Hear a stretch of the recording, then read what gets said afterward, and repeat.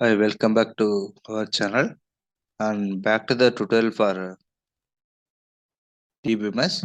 Today we will see the topic called that is alter commands in SQL. That is we can say DDL commands by Hostbox cse. So when you like the channel, please subscribe and share with your friends. So let's see the commands with the simple examples. Whenever you want, you can execute in any SQL book.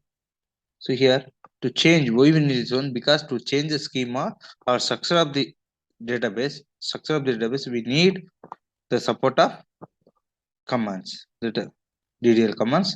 So what are things you can do with the help of these database means add the column, you can delete the column and modify data type of any existing column. If you are table, you can do anything with the help of this one, and then set constraints like not null, primary key, unique key.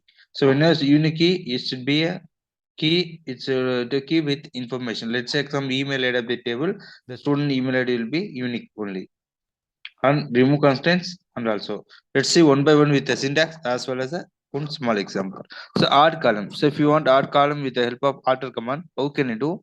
We can do alter table space table name and add space column name data type. So we can write, let's assume that we have table called customer. You can write alter table space customers, then add phone number integer. So when I give, and after this what you can do, we can do DESC space the table name, that particular table, that customer. So when I give DSC customers, their phone number will be added. That's integer. You can give 97012 to anything like that. So you can fill up the data later, insert into values like that. So as I told you already the previous class about the SQL basics.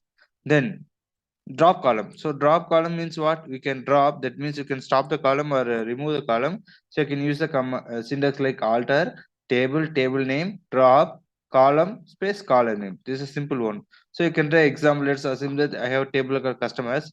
So I want to drop the column called phone number. Just now, so I can give alter space table. The table name is customers. Then drop column space phone number. So when I give like this, what happen? The particular column phone number will be dropped there. It won't be come out.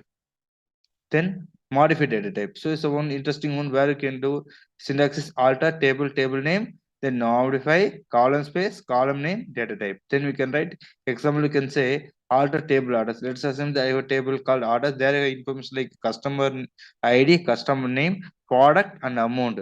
So I can change the data type of the amount like this. You can do modify. So alter table orders table name, then modify column amount float, because some product may be a 52.50 also like that. So we can change it later.